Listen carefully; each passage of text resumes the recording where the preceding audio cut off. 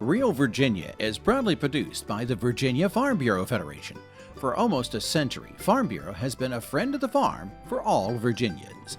Visit our website at vafb.com. Hello, everyone, and welcome to Real Virginia, a show about Virginia agriculture and the people who produce the wonderful local products we enjoy.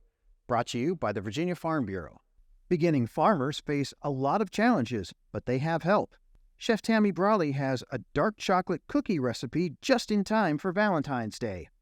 And this is the 5th time a Virginia corn grower has won the national title for raising the most corn per acre. Home will always be Virginia, between the Blue Ridge and Chesapeake Bay, Atlantic to Appalachia, home in my heart always. Welcome back to Real Virginia, everyone. We're coming to you this week from A Glimpse of the Past Farm Museum in Charles City County. We'll meet a national champion corn producer from here in a few minutes. But first, getting into the farming business can be both exciting and challenging. Fortunately, in Virginia, there are plenty of educational and financial resources available. Rowan Perry and Grace Poe met as workers on a farm in King and Queen County and decided to start their own enterprise after getting married. We've got about 3 acres clear in total right now, and then 20 acres that are wooded. And so our goal in the next few years is to fill out these 3 acres, and we'll have about like a half acre of intensive annual production. We're going to grow for seed for like Southern Exposure, local seed producers. And we're interested in getting the like perennial herbs for like value-added products like tea and then outside of the garden, we'll be planting perennials like small fruits and berries, and then longer-term fruit trees as investment for the future. The couple are in the beginning phase of their ag adventure. Determining what will be profitable on their small acreage is a big decision. We were just laying out where we think we're going to put the house. So obviously that. But then we're also hoping to have some just perennial crops. And we've kind of been looking at putting like grapes over there, a lot of fruit trees. Rowan and Grace obtained financing for their property through Farm Credit, which has several programs designed to help new farmers. We have a program called the Young Beginning Small Farmer Program. All farm credits across the country have the same program, and we define those farmers, young farmers being 35 years or younger, beginning farmers with 10 years or less experience, and small farmers with $250,000 or less in gross revenue. And we're adjusting that this year to $350,000 or less in gross revenue. And for many years, we've tracked our activity with this group. We set goals to get more market share with those folks. We're trying to fund the future of agriculture in our area. Among young and beginning farmers. While funding new farmers is a big part of what Farm Credit does, they also provide important educational programs for beginning farmers. The educational aspect is critical for new farmers to show prospective lenders that they've done the research necessary to succeed in their new venture. Virginia Cooperative Extension is also heavily involved in providing educational resources. We have a program that's called So You Think You Want to Be a Farmer, and we are actually planning another session of that in March of this year. And that actually walks through all of the programs that are offered by the Farm Service Agency, USDA, Soil and Water Office, NRCS. Once they purchase a property, what they may see in a payment, what they have to then do to that property to prepare for the commodity that they choose to grow. We also have a wide variety of publications that describe those commodities, so they can kind of walk through a budget. Earlier this year, a meeting was held at this facility in Buckingham County for new farmers. However, many of the attendees are from religious communities that preferred not to be photographed, so we made the decision not to film the meeting itself. Not all new farmers are young farmers. Some may want to get into farming as a side hustle, while others are looking at agriculture as a retirement gig. And then there are career switchers, like Jamie Smith in Buckingham County, who worked for 16 years in emergency medical services before getting into farming. We got into this because we wanted to be closer as a family, to instead of looking at life as a career and family as a side piece to that, have our family be the priority and income as a part of that. And so I would encourage everyone to do that. We're working hard to build community here. People necessarily don't agree on everything in life, but we agree on being good neighbors, looking out for each other, and, getting along generally. Whether they're career switchers just starting out or looking for a part-time job, there are almost as many reasons for getting into farming as there are people who want to do it. It takes a lot of hard work and planning, and there will be setbacks, but these farmers are up for the challenge. In King and Queen County, Virginia, I'm Burke Moeller reporting.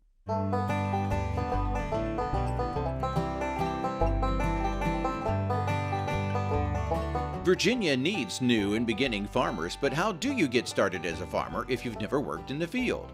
Experts say the best advice they can give is to do a great deal of research before you plant your first seed or buy your first acre of land. Virginia Cooperative Extension, the USDA, and farm financial institutions all have programs and resources for new farmers. The Virginia Department of Agriculture and Consumer Services has created an aggregate web page with links to many of these resources. You can find it on their website at vdacs.virginia.gov or search for Beginning Farmers and Virginia. I'm Mark Viette. Coming up on In the Garden, I'm going to talk about late winter garden cleanup. Stay with us. Farming is a rewarding way of life, but it can also be full of challenges. If you or someone you know is struggling, call or text the AgriStress helpline at 833-897-2473. It offers 24/7 access to professionals who can support someone in need and help find mental health services in your community. Please make the call, because healthy farms depend on healthy farm families. That's 833-897-2474. It may be cold now, but spring is coming soon. Mark Viette shows us how to prevent future pest and disease problems in the garden.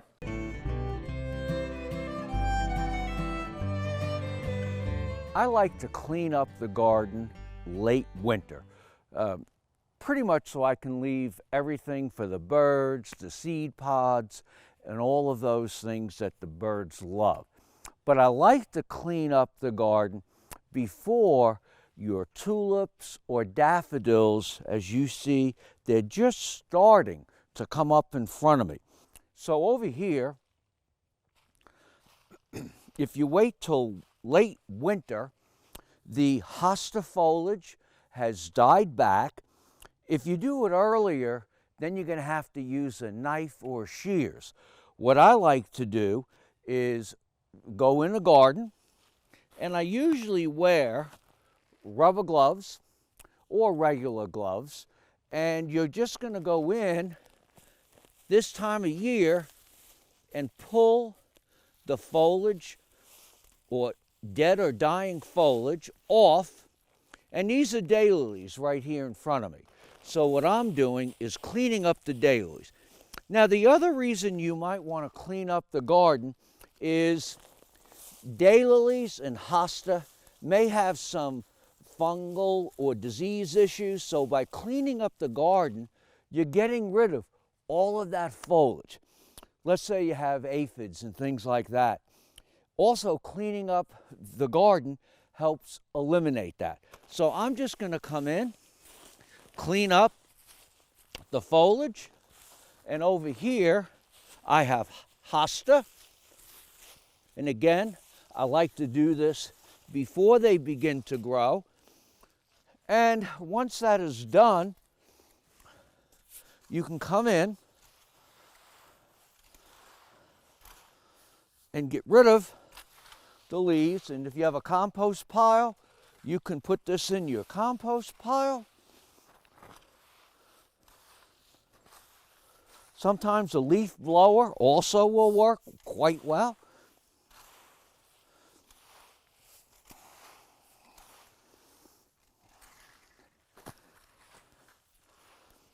Now it's ready to use a pre-emergent or a mulch.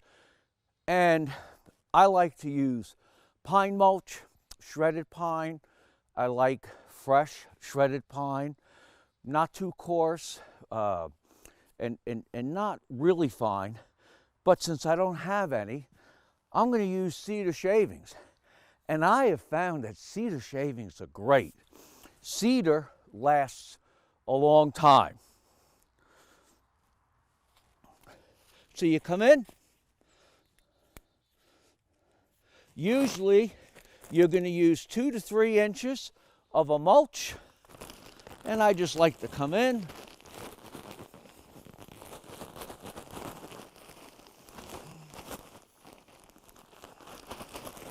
And you can go right over the plants. If it's only 2 to 3 inches. And it's just that easy.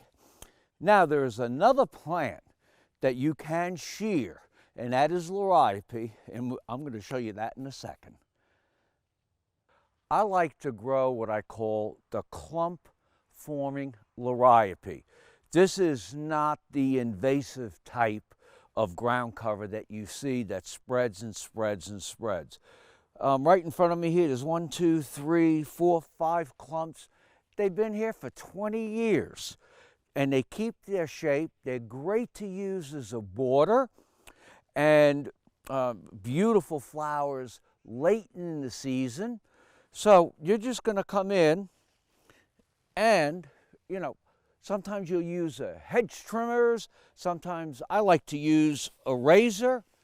And I like to prune these back before new growth. New growth starts at the base and comes up.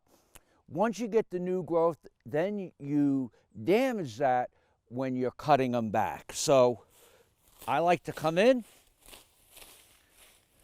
and just prune them back.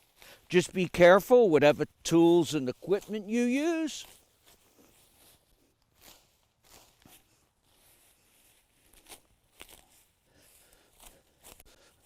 Now, remember, it's also a great time in late winter, early spring, you can divide these. But you're just going to come through just like that. And it's a great garden plant, easy to grow. It can handle some sun, and it also likes bright shade. Join me next time in the garden.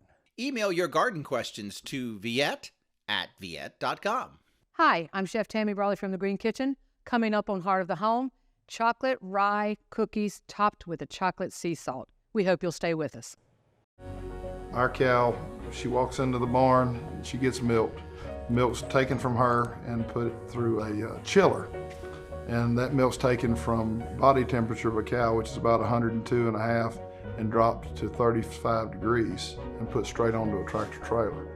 And it goes straight to the plant the next day. So most of the milk that's sitting on your store shelves is probably less than 48 hours old. And that's a pretty good testament to how efficient we are. February may be the cruelest month when it comes to weather, but there's always chocolate. Chef Tammy Brawley has a recipe for a dark chocolate cookie to suit any sweet tooth in the heart of the home.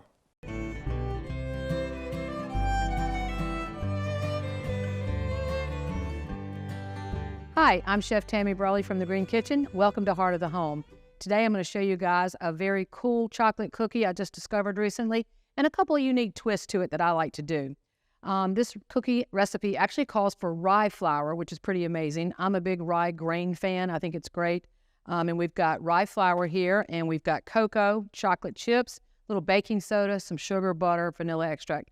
Kind of your standard cookie ingredients, but there's a couple little things we're going to do. First thing you always want to do when you start with the cookies, you want to cream together the butters and the sugars. We've got brown sugar and we've got white sugar. And in this case, we want to add the butter. You can pretty much want to do this at room temperature butter, which is better. We'll put that right into the mixer. You want to use your beater blade. Creaming butters and sugars can sometimes take a while, but if you've left the butter out for a little while, It should not take that long. You want it to come into a nice cohesive mixture. While it's blending, you want to go ahead and add about a teaspoon or so of vanilla extract. And in some of our recipes, we always cut it down depending on the camera shots. So we're going to add about a half a teaspoon of vanilla extract. That's going to blend. While that's creaming in the mixer, you want to go ahead and whisk together your dry ingredients. We've got the rye flour. We've got cocoa powder. I really do like to use a special dark cocoa because I think it gives it a more pronounced chocolate flavor. And we have baking soda that we want to add in there. And now one of the killer ingredients that I've discovered recently is a chocolate sea salt. Yes, you heard that right, chocolate salt. There's a franchise out there that is sells these particular specialty salts. We want to put about 1/8 of a teaspoon into our mix here. I'm actually going to go ahead and add just a little bit more to our blended mix, the butter and the sugars there. Then you want to whisk together your dry ingredients.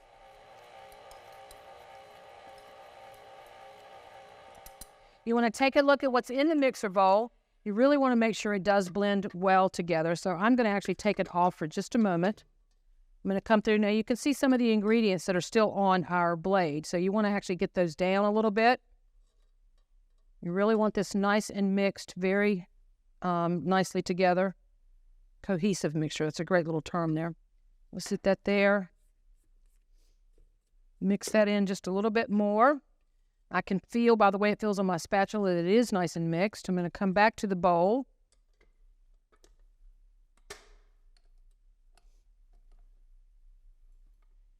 All right, we're going to go on a low speed here.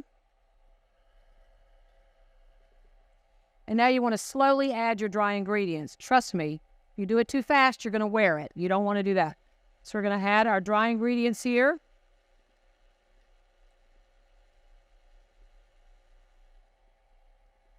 Coming together quite nicely. And now the last thing I want to add is actually the miniature chocolate chips. I will say that when I first tried this recipe, I used the larger chips, and it didn't come out so well when you bake the cookies, so I really prefer the smaller ones. So we're going to add those in there.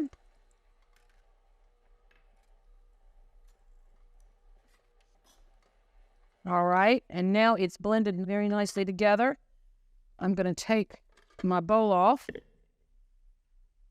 and I'm going to get the mix together here onto a sheet of parchment paper. What's going to happen is we have to actually mix this onto the paper and then roll it up into a log, and then it has to go into the refrigerator for 2 hours. Must be 2 hours because you want this to actually firm up.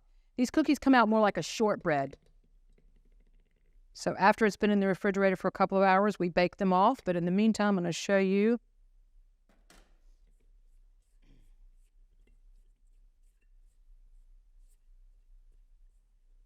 We're going to pull it onto the parchment paper.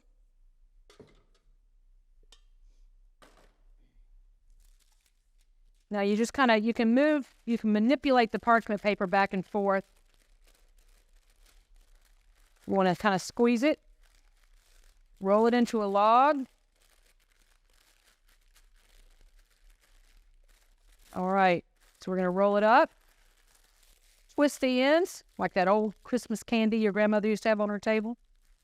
You want to put this into the refrigerator for 2 hours. All right, we've pulled it out. We're actually going to now cut our cookies and bake them in the oven. We unroll the dough.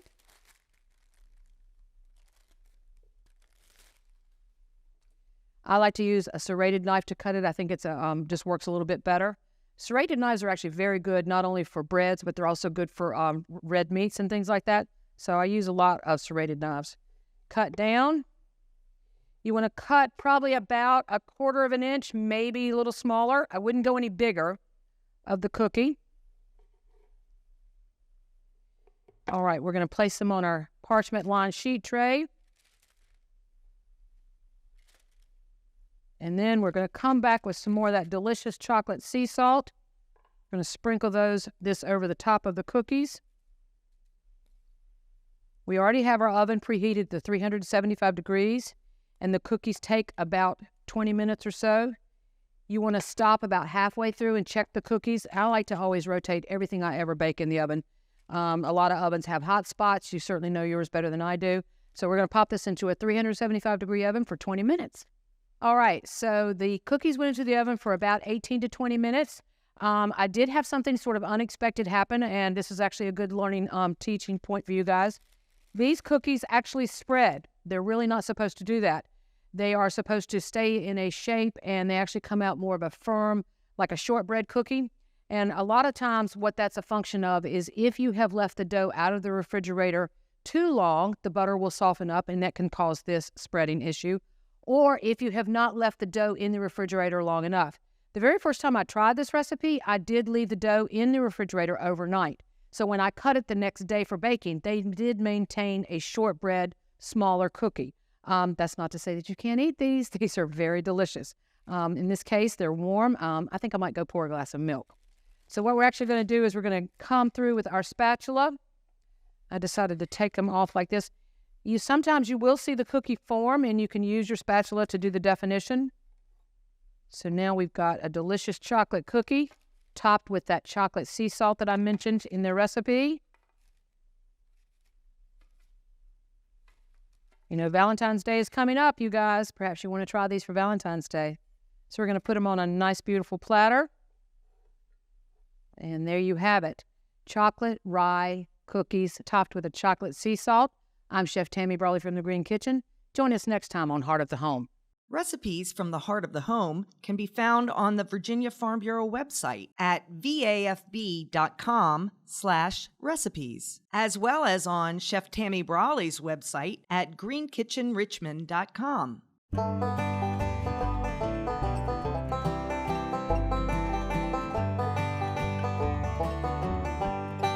Flowers and chocolate are traditional Valentine's Day gifts, but why not think outside the red heart-shaped box this year and give a gift from Virginia farmers and specialty food producers? Gift shops carry a wide array of top-quality spreads, jams, and jellies produced from Virginia fruits. Virginia peanuts are a thoughtful gift any time of the year. Locally produced ice cream and dairy products will warm the heart of your sweetheart. Virginia-raised cuts of beef, chicken, lamb, pork, or seafood are a great menu item. And you can find Virginia-produced treats at specialty stores, farmers markets, and online at virginiagrown.com. What does it take to set 5 world records for corn yield? Norm Hyde reports on David Hula's path to global success. On the banks of the James River in Charles City County, world champion corn grower David Hula set a new world record by achieving a 623.85 bushel per acre corn yield in 2023. It's humbling to have won the NCGA yield contest, particularly to set a world record. That doesn't come easily. It takes a lot of work, and we're grateful. Hula has won 12 annual National Corn Growers Association yield contests. This year's victory broke his own 2019 world record of slightly more than 615 bushels per acre. The key to his success? Careful preparation. When we're looking at our production, we're looking, as we're either planting or harvesting or managing the crop last year, we're thinking about the next season. So we're always trying to be 1 year ahead of ourselves. 173 bushels per acre is the projected national corn yield average for 2023. Hula's level of productivity requires extreme attention to detail, which allows him and his team to respond quickly to the crop's needs. You don't just drop seed in the ground and then, oh yeah, the good Lord gave us good rain. We need that, of course, that's important. But we got to do things and have them in place so that when conditions are right, we can reap the benefit from that. Jimmy Ward, a Nutrient Ag Solutions crop consultant, has been working with Hula for more than 23 years. I wanted to do more with David. I saw that he was a progressive grower. I saw that he was willing to look for new ways to increase yields. And I felt like we had solutions, we had products that could help him do that. And so that was one of the reasons why I always have enjoyed working with David. Achieving championship yields requires accurate delivery and equipment. Hula and Ward agree that sometimes less is more, especially in the context of economics and the environment. We want to get the maximum efficiency out of what we're putting down because, as y'all have seen, we're right here by the James River. We're in the Chesapeake Bay watershed here, and we want to make sure that what's going down on the soil is being taken up by the plant, converted into grain, so that we're getting the maximum use efficiency out of it. Isn't it cool when the environment and then the economics go hand in hand? So we become good stewards. We understand the value of nutrient management. We understand the fertility. We understand the crop. Having that watershed in their back door has forced us to be more efficient, and it's allowed us to have better yields because we have understood the stewardship between the soil and the crops. One practice that sets Hula apart is his demand for perfection from his planter. What we're getting ready to do is we're going to check see how much wobble we have in the blade. So we have an instrument here that's going to check it in the thousandths. And for it to go on our corn planter, there has to be less than 20 thousandths of an inch of wobble. And when I'm speaking about wobble, it's how well the blade stays true to this gauge here. So I'm just going to spin it here. And you see 10, 20, about 25 thousandths of an inch of wobble. So that's not true. So this one will go to the scrap pile. David's advice to other growers who want to push their yields higher is to spend time in the field, listening to their crop. Then throughout the growing season, let the plant tell the grower what's going on. Now I'm not saying like a corn whisperer hearing the plant talking, but let tissue levels tell you what's going on. And then, you know, the thing most growers don't have in their field is their shadow. If they had their shadow in the field, they'd be seeing what's going on. And that's one thing you can assure happens here at Renwood is we're walking their fields on a weekly, if not daily basis. Hula's family has farmed this land for 3 generations, and his son also holds a national corn yield record. Dual guidelines of innovation and conservation have guided his career as a farmer. So we're farming the ground there at Jamestown, 1609. My late dad, he had a project he wanted to do. He wanted to quit tilling some soil. So in the fall of 1986, we no-tilled some small grain in a field that's several miles down the road. And today, that's how we have done most of our production, to where it's not called no-till anymore, it's called never-till. With technical advances and good grower discipline, Hula believes it's possible to continue pushing the limits on corn production. Despite all the discipline it takes to be this successful, it's safe to say Hula does it for the love of farming. If it's something that you enjoy doing, it's fun. I don't chase a golf ball. You know, I just soon walk a cornfield. Hula has been so successful raising corn, he starred in several seasons of the television show Corn Warriors. He's also spoken at farm conferences about his production methods. For more information about the National Corn Growers Association Yield Contest, you can visit them at ncga.com. Reporting from Charles City County, Virginia, I'm Norm Hyde. We're so glad you could join us to celebrate all the bounty Virginia has to offer. From the kitchen to your home and garden to our beautiful wide open spaces, we're proud to say that this is real Virginia. For everyone from the Virginia Farm Bureau, thanks for watching. Make it a great week.